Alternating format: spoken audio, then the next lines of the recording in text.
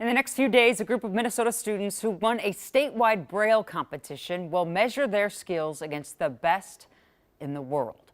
The International Braille Challenge is the ultimate test for visually impaired students who use the code to read and write. And for one local girl, this is nothing new. In fact, you might recognize her. Here's Kent.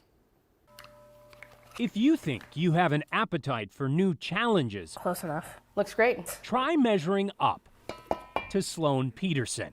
She obtained her cottage baking license at 10 years old Chocolate chips. while living with a visual impairment. Vanilla. And if you think reading a cookbook in Braille is impressive, we need to skip back a few pages. Okay, here's the first chapter. We first met Sloan and her mom Dragons Danica in back the in sky. 2022. Wondered. Sloan has a brain tumor on her optic nerve. She is completely blind in her right eye. Her left eye tests somewhere between 2400 and 2800. Good to be outside. Instead of dwelling on her impairment, Sloan studied Braille and turned it into a superpower. She was one of just 50 finalists for the International Braille Challenge in 2022. And earlier this year, she won her age group in the first ever state competition.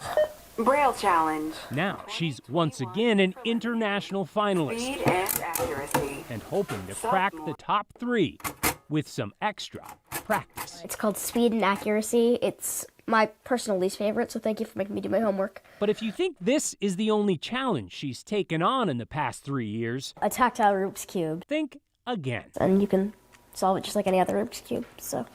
Are you a little competitive? Yes. Sloan grew to balance that edge with a few extra scoops of sweetness. Should I turn the Last oven on? year, turning her love of baking into a fundraiser for the Wildlife Rehabilitation Center that really added up. Almost $500, I think. And this year, she's turning those recipes Well, this is the final print project. into her very own cookbook. She interviewed a couple local authors about their experience and recruited some people to help test the recipes. She also typed out a special version in Braille. There are 15 recipes in here. And her school helped her print enough copies for every Braille reader interested in following her lead. Like any other hobby, there's challenges to it, but in this case, I think the payoff is worth it. For Sloan, the payoff is more than a tasty treat or a printed book. I feel like people think that visually impaired people can't do it, which sort of makes me want to prove them wrong. And you got that Rubik's Cube solved, so you can do that too. Yeah, that's one of the easier things I've figured out, but You know, she's kind of stopped surprising me because she can kind of do everything, but it's a lot of fun.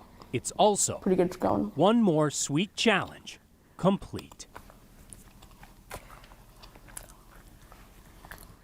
She's incredible. Sloan will be joined, by the way, by 3 other students in Los Angeles at the end of the month. Congrats to Elizabeth from Prior Lake, Colton from New Ulm, and Mila from Blaine, who will all compete in the youngest age group. Sloan, who's from Andover, will be our state's only competitor in her age group. In total, again, there are just 50 students, K through 12, invited to compete. So it's a really big deal, Jana. Well, it seems like Sloan herself is a pretty big deal. I really liked that subtle flex of just placing the Rubik's Cube down after it was solved, not saying anything. Yeah, she did that mid-answer to another question. It was pretty awesome. And by the way, her baking, cookbook publishers out there, take note. This is an amazing chocolate chip scone. Yeah, anytime Kent comes back from a shoot with a box of treats, he's going to be the happiest in the newsroom. Well, congrats to Sloan and everybody else, and eat up there, Kent. Yeah. Be right back.